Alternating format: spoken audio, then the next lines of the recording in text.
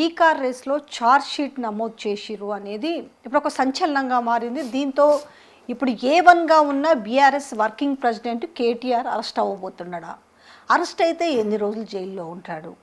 Charge sheet నమోదు చేసినంత మాత్రాన ఏమీ లేని కేసులో జైలుకి వెళ్ళే అవకాశాలు ఉన్నాయా, లేదంటే కక్ష పూరిత చర్యగానైనా కూడా పంపించవచ్చు అని కూడా మాట్లాడుతున్నారు. అసలు నిజంగానే శాంటిటీ ఎంత ఉంది ఈ కేసుకి?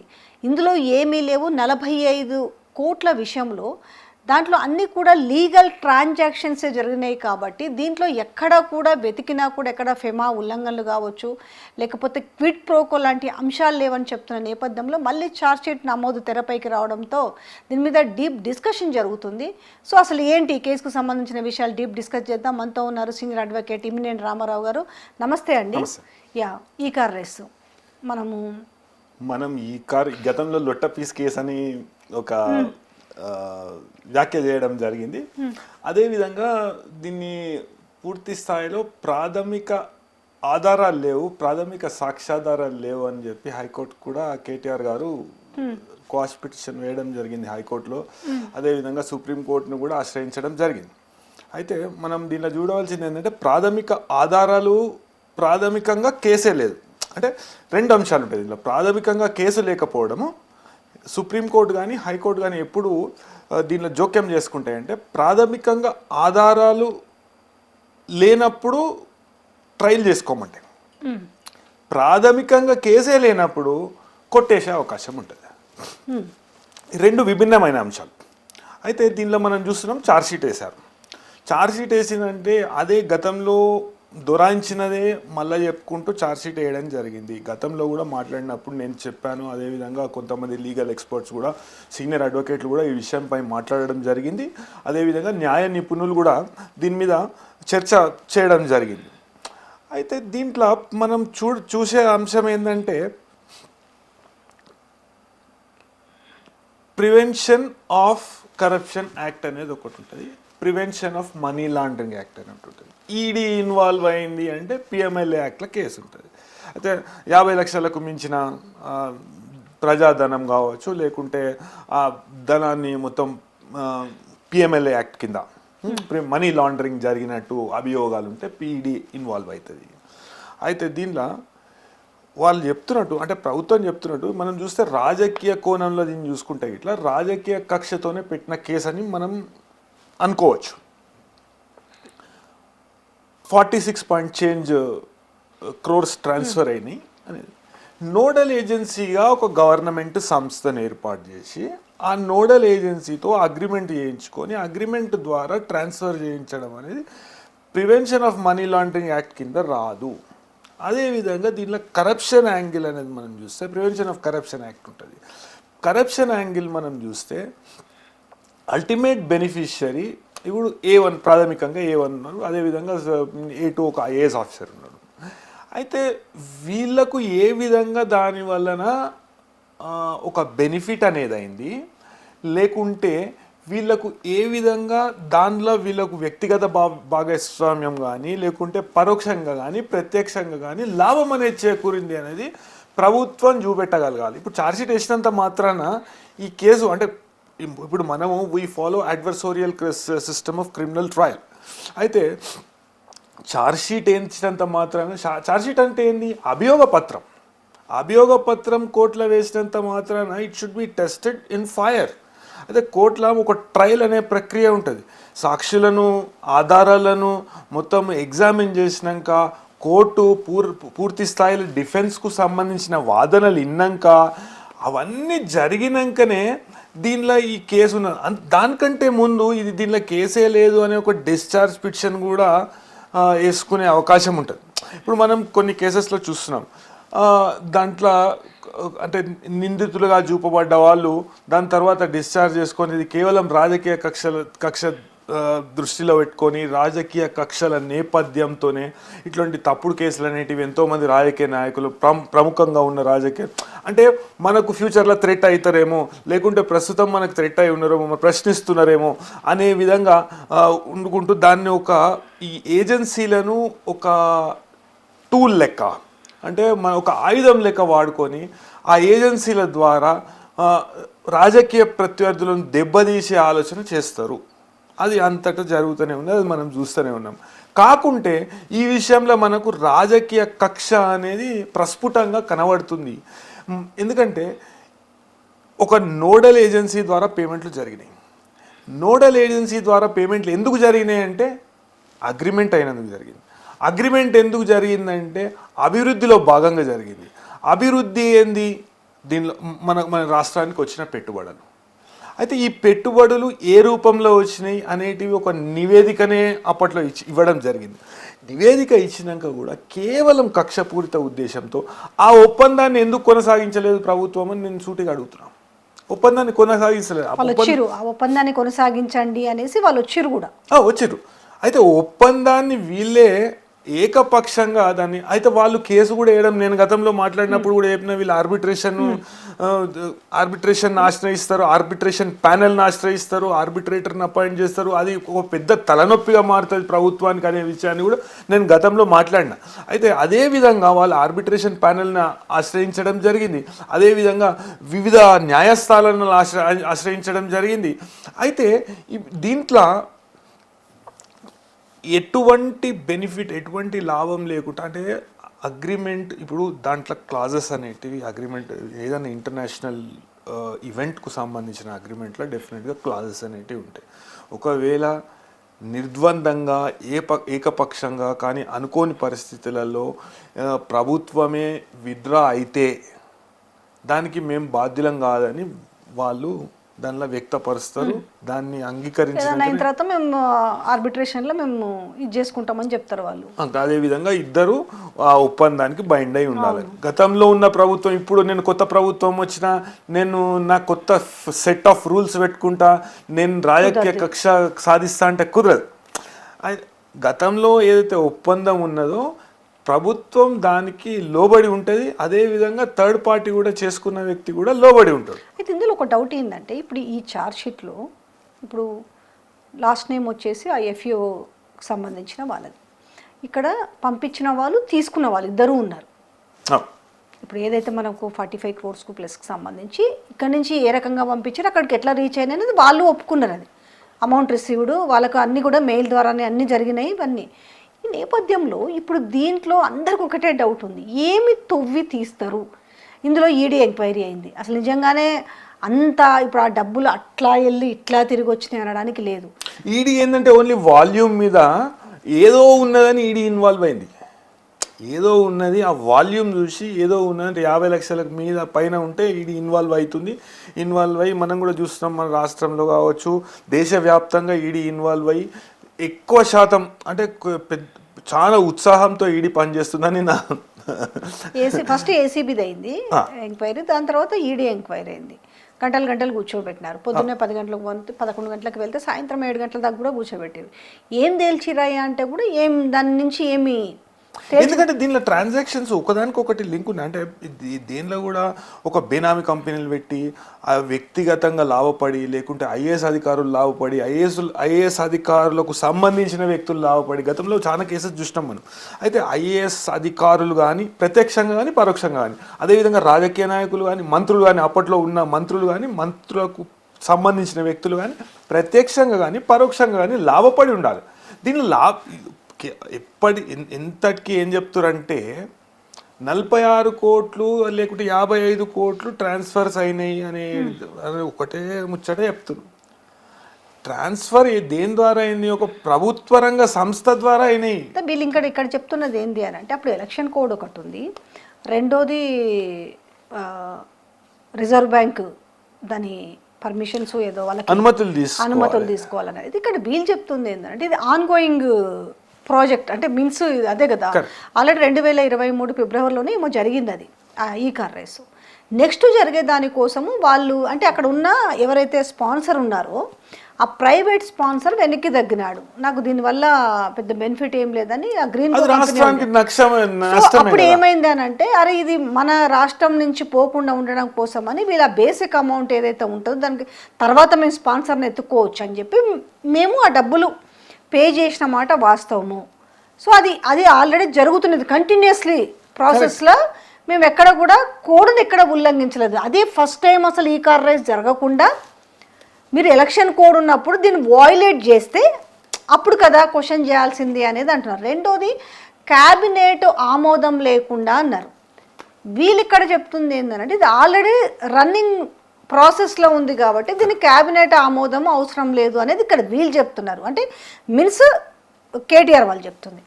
ఇక్కడ వీళ్ళు చెప్తుంది ఏంది, ఇప్పుడు అధికారంలో ఉన్న వాళ్ళు ఈ ఇన్ని వయలేషన్స్ జరిగినాయి అంటున్నారు. ఇప్పుడు ఇది కోర్టుకు ఏం తేలబోవచ్చు అంటే ఫైనల్గా ఇప్పుడు అతను వస్తాడా ఈ యొక్క విచారణకు? ఇప్పుడు ఏం చేస్తారు అసలు? ఇప్పుడు ఇది చెప్పండి. చార్జ్షీట్ అంటే కోర్టు పరిధిలో ఒక అఫెన్స్ అంటే దీన్ని ఒక అఫెన్స్ లెక్క చూస్తే కోర్టు ఏం చూస్తుంది, నేరం అనేది జరిగిందా లేదా. ప్రతి ఉల్లంఘన నేరం కాదు, నేరం వేరే ఉల్లంఘన వేరే. ఉల్లంఘనకు కొన్ని రకాల పెనాల్టీస్ అనేటివి దాంతో సరిపెట్టడం జరిగింది. అయితే ఉల్లంఘన జరిగిందా జరగలేదా అనేది శాఖాపరంగా నిర్ణయం తీసుకోవాలి. రెండవది ఏంది, ఉల్లంఘన జరిగి ఉన్నా కానీ అది నేరం కాదు. నేరం ఎప్పుడవుతుందంటే ప్రత్యక్షంగా కానీ పరోక్షంగా కానీ ఏదైతే వ్యక్తి ఆ అధికార దుర్వినియోగాన్ని చేసి ఉన్న ఆ అభియోగం మోపబడ్డ వ్యక్తి ప్రత్యక్షంగా కానీ పరోక్షంగా కానీ లాభపడి ఉండాలి. అయితే దీనిలో ఏం జరిగిందంటే గతంలో చేసుకున్న ఒక ఒప్పందంలో భాగంగా వాయిదాల పద్ధతిలో చెల్లింపులు అనేటివి చేయడం జరిగింది. గతంలో చేసిన చెల్లింపులను కూడా తప్పు పడతారా? మరి గతంలో చేసిన చెల్లింపులను తప్పు పడతలేరు, ఇప్పుడు చేసిన చెల్లింపులనే తప్పు పడతారు. అంటే ఈ ఆన్ గోయింగ్ ఆర్ ఫ్యూచర్ ఈవెంట్కు సంబంధించి కొన్ని పేమెంట్స్ అనేటివి చేయడం జరిగింది. స్పాన్సర్ విత్డ్రా కావడంతో రాష్ట్ర ప్రభుత్వానికి ఆ అధికారం ఉంటుంది. అయితే అప్పట్లో ప్రభుత్వం ఉన్నదా లేదా అంటే ప్రభుత్వం ఉన్నది కదా, ఐఏఎస్ అధికారులు ఉన్నారు కదా, ఐఏఎస్ అధికారుల నేతృత్వంలోనే ఐఏఎస్ అధికారుల పర్యవేక్షణలోనే పేమెంట్స్ అనేటివి జరిగినాయి. అది ఒప్పందంలో భాగంగా జరిగినాయి. కోడ్ ఉల్లంఘన ఎప్పుడు వస్తుంది అంటే కొత్తగా ఏదైనా పని చేపట్టినప్పుడు కోడ్ ఉల్లంఘన అనేది వస్తుంది. అయితే కోడ్ ఉల్లంఘన అనేది by it self is not an offence. రాష్ట్ర ఖజానాకు లేకుంటే రాష్ట్ర ప్రభుత్వానికి నష్టం వాటిల్లే విధంగా ఏదైనా పేమెంట్లు అనేటివి జరిపినప్పుడు అది కూడా వ్యక్తిగత లాభం కొరకు లేకుంటే తనకు సంబంధించిన వ్యక్తులకు లాభం చేకూర్చే విధంగా ఆ పేమెంట్లను చేసినప్పుడు పబ్లిక్ ఎక్స్చెక్కర్ నుండి చేసినప్పుడు దాన్ని prevention of money laundering act లేకుంటే ప్రివెన్షన్ ఆఫ్ కరప్షన్ యాక్ట్ కింద ఒక నేరము అనే అభియోగాన్ని మోపే అవకాశం అనేది ఉంటుంది. దీనిలో గతంలో చేసుకున్న ఒక ఒప్పందంలో భాగంగా అభివృద్ధి అంటే ఈ ఈవెంట్ మన రాష్ట్రానికి వస్తే మన రాష్ట్రంలో చాలా అభివృద్ధి జరుగుతుంది, ఇంకా పెట్టుబడుల వైపు ఆకర్షితులేదు. ఇప్పుడు మనం చూస్తున్నాం ఇవాళ దినం మనకు ఈ యుద్ధం దిక్కెళ్ళి వస్తుంటే మొత్తము ట్రాఫిక్ జామ్లతో పాటు ప్రతి పెట్రోల్ బంక్ ముందట ప్రతి గ్యాస్ స్టేషన్ ముందట నో స్టాక్ బోర్డ్స్ ఉన్నాయి, కొన్ని దగ్గర పెద్ద క్యూలు ఉన్నాయి, పెద్ద క్యూలు. ఆటోలో అయితే ఒక అర్ధ కిలోమీటర్ పైన గ్యాస్ కోసం ఉన్నది. అయితే ఇప్పుడు ఫాసిల్ ఎనర్జీ అనేది వాడుక తక్కువ చేద్దామని అంతర్జాతీయ వ్యాప్తంగా మొత్తం మనం ఫాసిల్ ఎనర్జీని మనం తక్కువ చేసుకుందాం అనే ఆలోచనతోని కన్వెన్షన్స్ పెట్టి ఎలక్ట్రికల్ మొబిలిటీ పెట్టారు ఇక్కడ. ఎలక్ట్రిక్ మొబిలిటీ అంటే దాని ప్రమోషన్లో భాగంగా ఈ ఈవెంట్ అనేది మనం ఆర్గనైజ్ చేసుకున్నాం. దాన్ని పక్కకు పెట్టేసి దినం ఎన్ని కష్టాలు పడుతున్నారు ప్రజలు. ఒక దిక్కు గ్యాస్కి యుద్ధం కారణంగా అదే అంతర్జాతీయంగా అట్లా ఉన్నాయి అనుకోండి పరిస్థితులు, కాకుంటే యుద్ధం కారణంగా అది ముందు చూపుతోనే మనము దాన్ని తక్కువ చేసుకుందాం, వాడుక తక్కువ చేసుకుందాం, ఎలక్ట్రిక్ కార్ అనేది ప్రమోషన్ చేద్దాం. ఇప్పుడు మనం రోడ్ల మీద ఒక అంటే ముందు జాగ్రత్త ఆలోచన వలన మనకి ఇప్పుడు 30 నుండి 40% ఎలక్ట్రిక్ వెహికల్స్ అనేటివి మనకు రోడ్ల పొంటి కనబడుతున్నాయి. అయితే దాన్ని దృష్టిలో పెట్టుకొని ఇప్పుడు ఈ పెట్టుబడులన్నీ ఎప్పుడు వచ్చినాయి, ఈవెంట్లు ఆర్గనైజ్ చేసి దాన్ని ప్రమోట్ చేసినాకనే పెట్టుబడులు అనేటివి వచ్చినాయి. మనకు కళ్ళకు కనబడుతుంది కదా, మనం ఏదో పెద్ద దాని రాకెట్ సైన్స్ ఆలోచన చేసే అవసరం లేదు. మనకి ఇప్పుడు కళ్ళకు కనబడుతున్నాయి. మనకు రోడ్ అంటే మనకు మార్జిన్ ఎంత 30% 30 to 40% ఎలక్ట్రిక్ వెహికల్స్ అనేటివి ప్రజలు మొగ్గు చూపుతుండ్రు. దానికి కారణం ఏంది? ప్రమోషన్. ప్రభుత్వం అంటే ఈ కార్ రేసు పెట్టంగానే వచ్చి కొనుక్కుంటుర్రు అందరికీ ఇది కొనాలనే ఆలోచన కాదు. దానిలో భాగంగానే గతంలో ఒక ఒప్పందం చేసుకోవడం జరిగింది. అంతర్జాతీయ వేదికలపై ఎంతోమంది పర్యావరణవేత్తలు, అదేవిధంగా ఈ ఈ వెహికల్ మ్యానుఫ్యాక్చరర్స్ అట్లాంటి కంపెనీస్ అందరు కూడి ఒక కాన్క్లేవ్ ఏర్పాటు చేసి దాని ప్రకారం ఒక డిజైన్ చేసుకొని ఒక ఐడియాతోనే ముందటికి పోయారు. మన రాష్ట్రంలోనే కాదు, పోటీ పడ్డారు. ఫర్ దట్ మ్యాటర్ పోటీ పడ్డారు. అందరూ పోయినారు. చాలా చాలా ఇంపార్టెంట్ మెంబర్స్ వచ్చిర్రు, వేరే స్టేట్స్ నుంచి వచ్చిర్రు, ఇక్కడ నుంచి మంచి పొలిటికల్ పీపుల్ పోయినారు, చాలామంది సినిమా పీపుల్ పోయినారు ఈ కార్ రేస్కి. కరెక్ట్.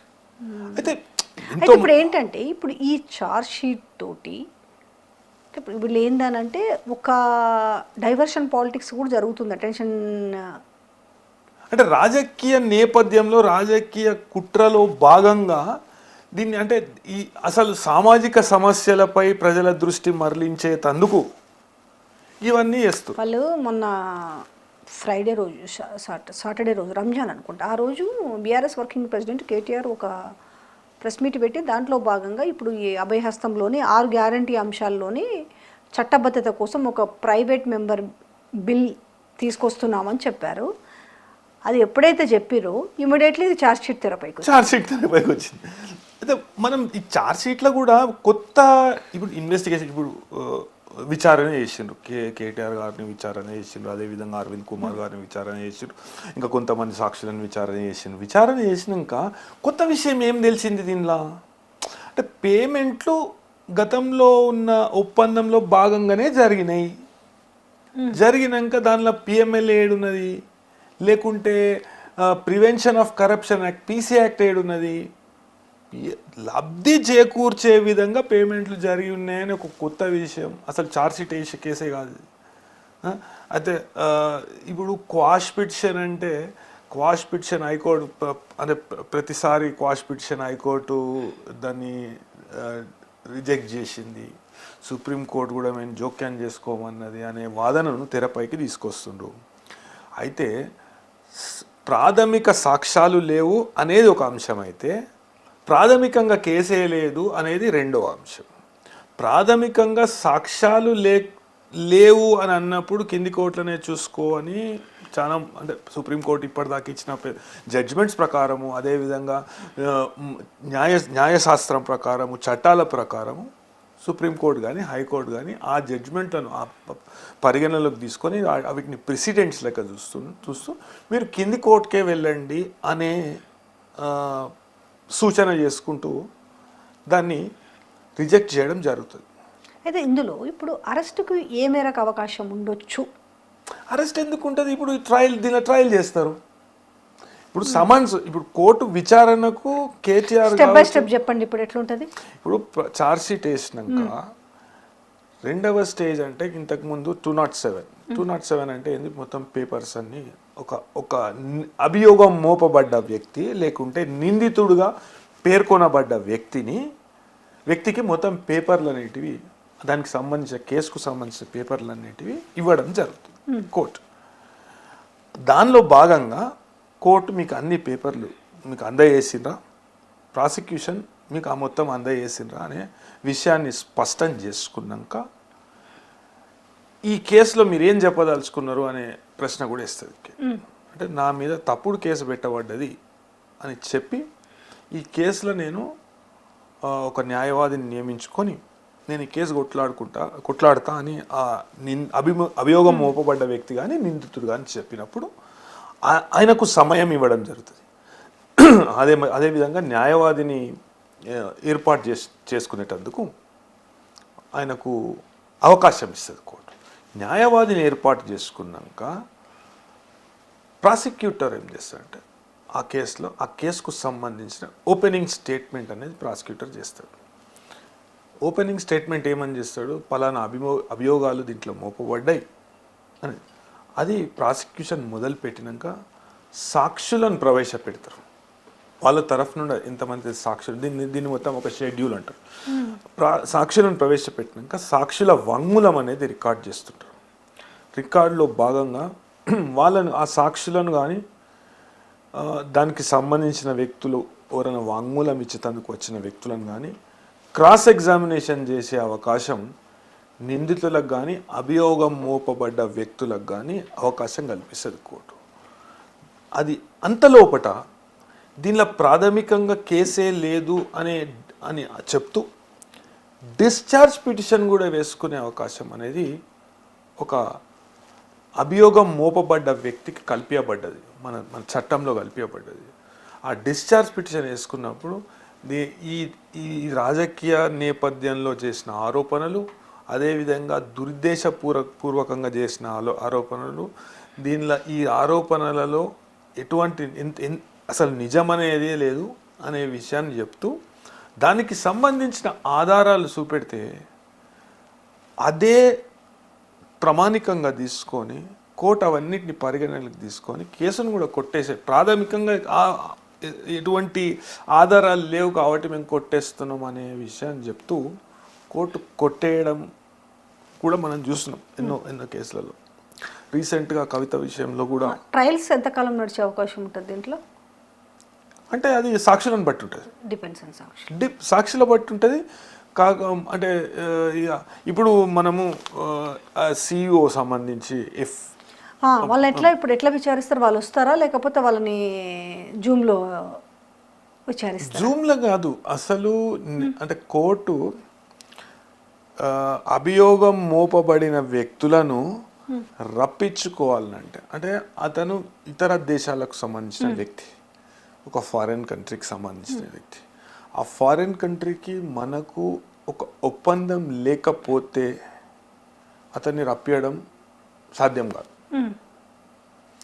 ఈడ నేరాభియోగం పెట్టినంత మాత్రాన అతన్ని సినిమాలలో చూపెట్టినట్టు మన కాడికి వెళ్ళి పోలీసు పోయి జేమ్స్ బాండ్ పోయి అరెస్ట్ చేసే అవకాశం ఉండదు.